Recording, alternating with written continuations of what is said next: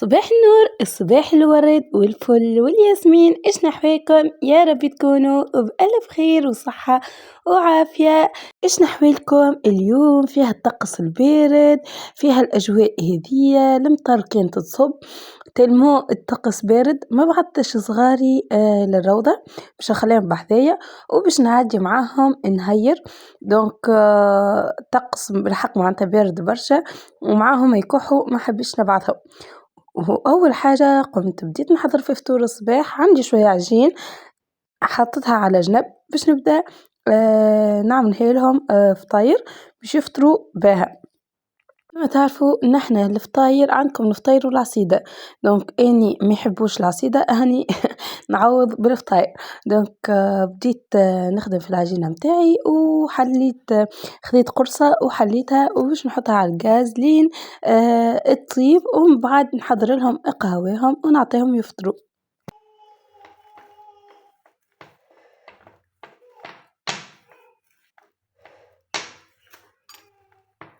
وبما إنه أني نحضر في الفطاير خليتهم هما يلعبوا في الصالة، ما بين إني كملت باش هما يفطروا هكا يبداو يلعبوا، وقتها طاقتهم في اللعب ما يبداوش ياكلوا ويلعبوا ويفرطوا للدنيا. دونك هكا لعبوا ومن بعد يقعدوا يعملوا قاعدة باهية للفطور، وبعد يرجعوا يلعبوا على راحتهم.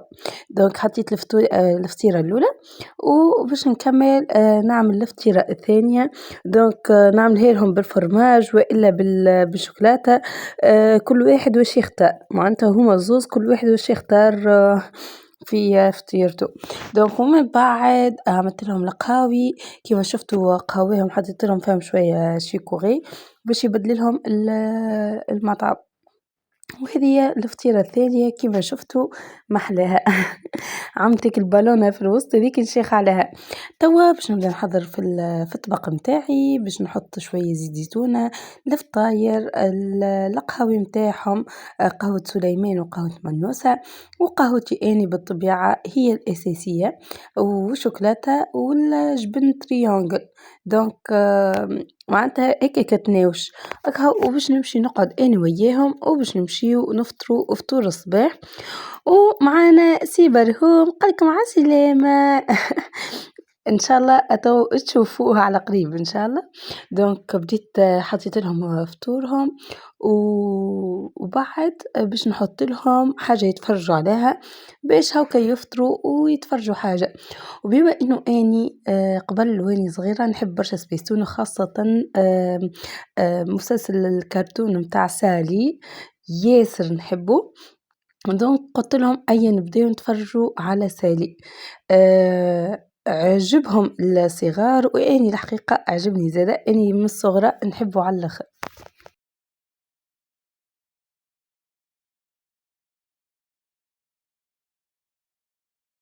هو قاعدة نتفرجوا، ما نعرفش علاش المقدمة متاع صغار سالي بدلوها ولا والله ما نعرفش. اما قبل كانت مش هذه هي الغنية، بدلوها الغنية متاع قبل نحبها اكثر الحقيقة. ما نعرفش علاش حسيتها بيزار كي تفرجت عليه المرة هذه. كهو قعدنا نفطروا والصغار قعدوا يتفرجوا.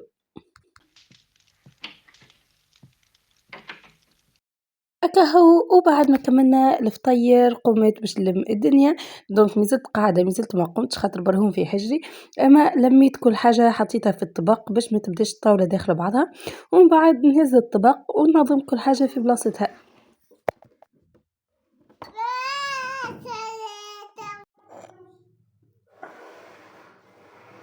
كهو قمت لميت الدنيا، حطيت كل حاجة في بلاصتها، مسحت الوجق خاطر الوجق حطيت عليه الزيت. دونك مسحته وباش نغسل الماعون متاع الفطور. هكا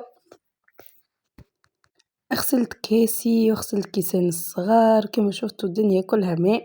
البلاتو عملت فيه العظم وعملت فيه الفطاير.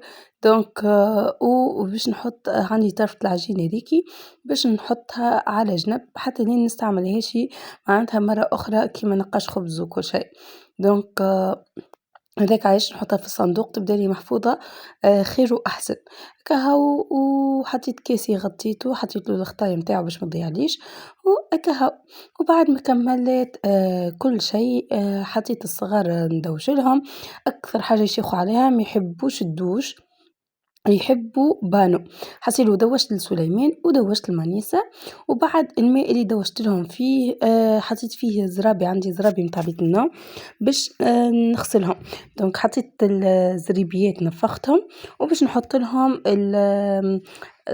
في ناس متاع الغسيل باش تبدا ريحتهم فايحة، وباش نحط لهم شوية جافيل على خاطر هُم بيض معناتها باش يبيضهم شوية وما يتهلكوش معناتها من الجفاء.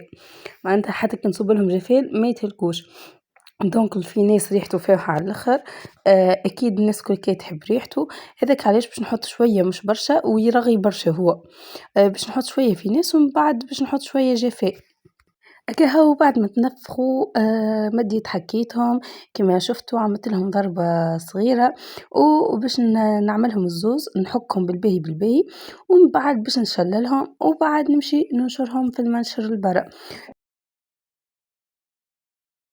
هاكا كيما شفتوا حطيتهم الزوز بحذا بعضهم وباش نعمل لهم ضربة بالسلاتة باش الماء اللي فيهم الكل يخرج وبعد باش ننشرهم. هاني نشرتهم كما شفتوا علقتهم باش يضربهم الهواء ويسيحوا في ساعة. هكا هو عندي شوية شوربة متاع امبارح حبيتها دونك سخنتها للصغار خاطر جاعوا، هاني سخنتها لهم باش يفطروا ومن بعد نكمل بقية الشور اللي عندي.